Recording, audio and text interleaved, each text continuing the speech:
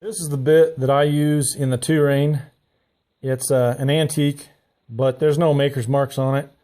So it's, as far as I know, it's not some priceless collectible that I'm tearing up. And when I got it, it looked like it had never been used. This copper didn't have any marks on it at all.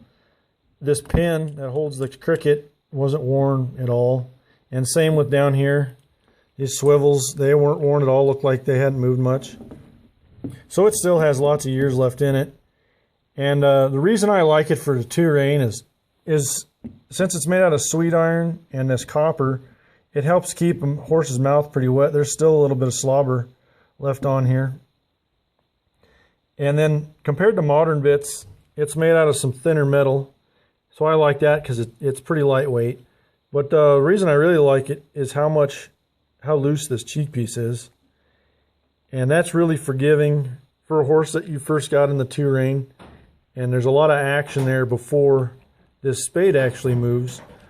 So when you pick up on your reins, your horse will feel the reins move, and then he'll feel this cheek piece move, and he'll even feel this brace move here, all before the spade picks up off his tongue and touches the roof of his mouth.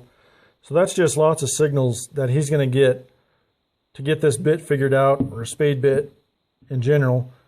So then you can move on to something a little more modern or fancy, or something you've got a nice bit that maybe isn't as loose as this that you want to use. He'll have it figured out pretty good by the time you're done with this, what's going to happen when you pick up on the reins, and it'll just help things go along smoother.